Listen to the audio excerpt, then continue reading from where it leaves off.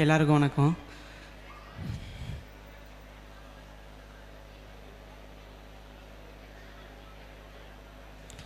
First of all first இயருக்கு welcome to our Selvam college of technology. உள்ளே போகலாமா கண்டென்ட்ஸ்குள்ளே? இப்போ இந்த ஸ்டேஜுக்கு ஈரோடு மகேஷ் சார் வந்தார். அதே மாதிரி சினிமாவில் உள்ள மற்ற பிரபலங்கள் ஒரு சின்ன ட்ராமா அந்த மாதிரி இவங்கெல்லாம் வந்தால் எப்படி இருக்கும் அப்படின்னு ஒரு சின்ன இமேஜின் தான். யாரும் யாரோட ஃபேன்ஸாக இருந்தாலும் சப்போஸ் அவங்கள கலாய்க்கிற மாதிரி இருந்தாலும் யாரும் கோச்சிக்க வேணாம், வெறும் கற்பனையே.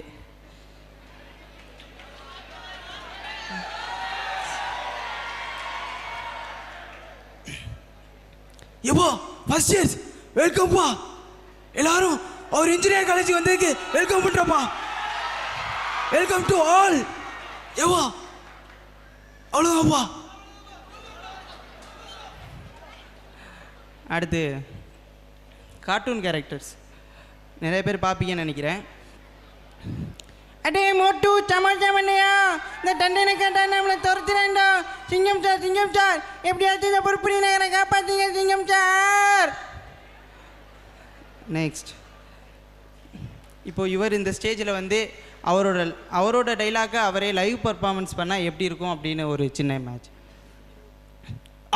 சார் இருக்கு ஆனா இல்ல, அவ தொட்டா நீ தொட விட்ட. நல்லதுல ஏடா கெட்டது, கெட்டதுல ஏடா நல்லது. நோ தலைவரே, நோ தலைவரே, வந்தா சுட்டா செத்தா ஆரம்பிட்டு, வந்தா சுட்டா செத்தா ஆரம்பிட்டு, வந்தா சுட்டா செத்தா ஆரம்பிட்டு. முடியல தலைவரே, முடியல தலைவரே. நெக்ஸ்ட்டு, இப்போது பிக் பாஸ்லாம் இங்கே எத்தனை பேர் பார்ப்பீங்க? ஓகே, கொஞ்சம் பேர் தான் பார்ப்பீங்களா? பிக் பாஸில் கமல் சார் நடத்துவார்னு தெரியும் நமக்கு. அந்த பிக் பாஸை எம்ஜிஆர் சார் நடத்தினா எப்படி இருக்கும் பார்ப்போமா? பிக் பாஸ் நிகழ்ச்சிக்கு வந்திருக்கும் அனைவரையும் வருக என்ன வர வைக்கிறேன். இப்போது இன்னைய டாஸ்க் என்னென்னா, இப்போது வாரத்தோட கடைசி நாள் நம்ம கண்டென்ஸை தான் கூப்பிடுவோம்.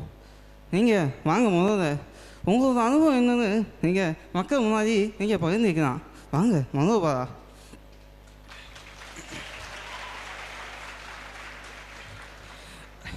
பாவா முடியலை பாவா, பிபி இருக்குது, சுகர் இருக்குது,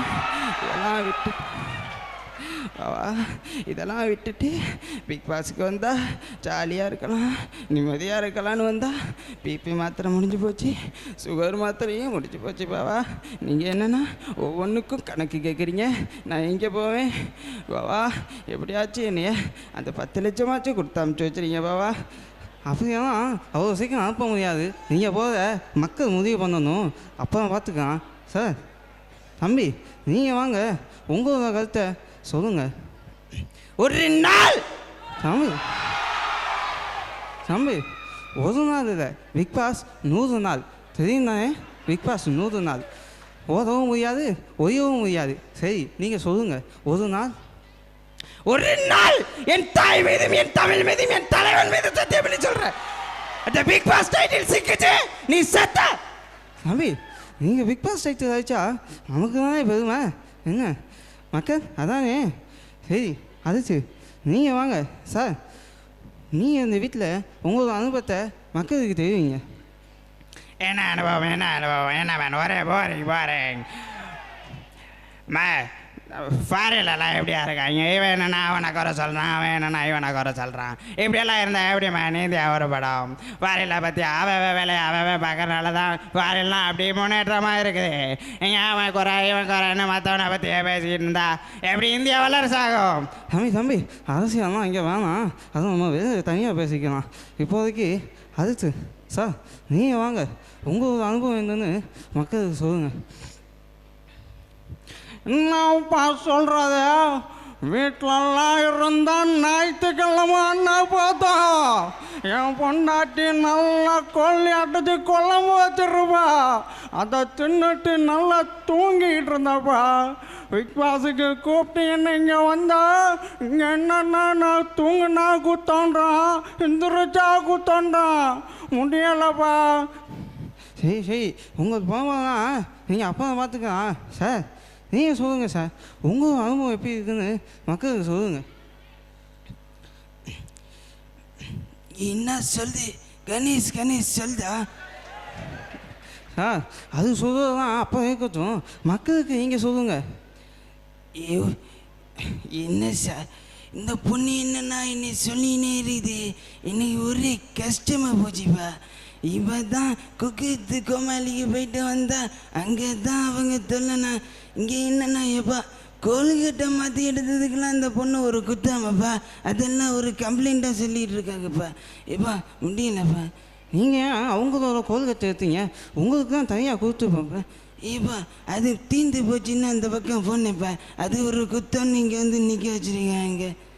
சரி கணேசியாக நம்ம கணேசி கண்டென்சர் ஒருத்தர் இருக்காது, அவரை கூப்பிடுவோம். சார் நீங்கள் சொல்லுங்கள், நீங்கள் ஏதோ பிக் பாஸை கூப்பிட்ட வாக்கை மீறிட்டீங்கன்னு சொல்கிறாங்க, மக்களுக்கு தெரியும் நீங்கள் மீற மாட்டீங்கன்னு. இதோட கருத்து உங்களுக்கு என்ன?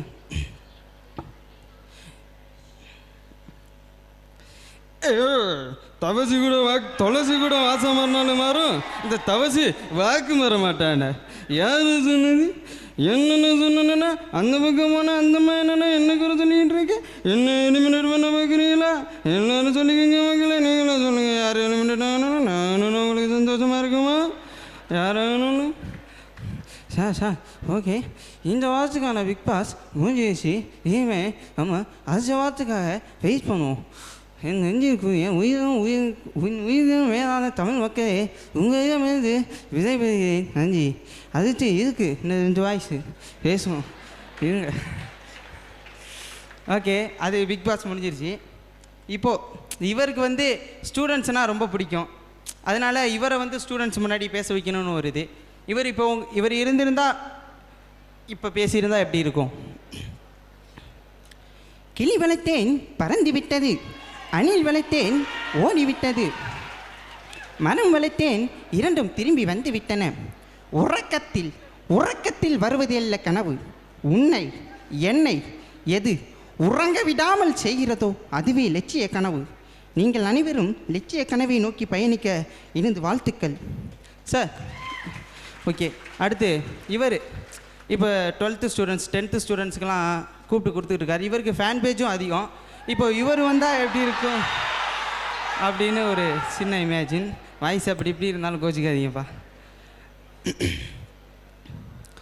நெஞ்சில் கூட இருக்கும் மனு நண்பா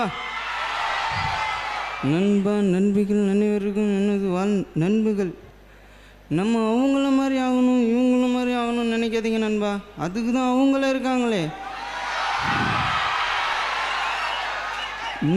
நீங்களாம் வாங்க, உங்களோட அடையாளத்தை மற்றவங்களுக்கு விட்டுட்டு போங்க.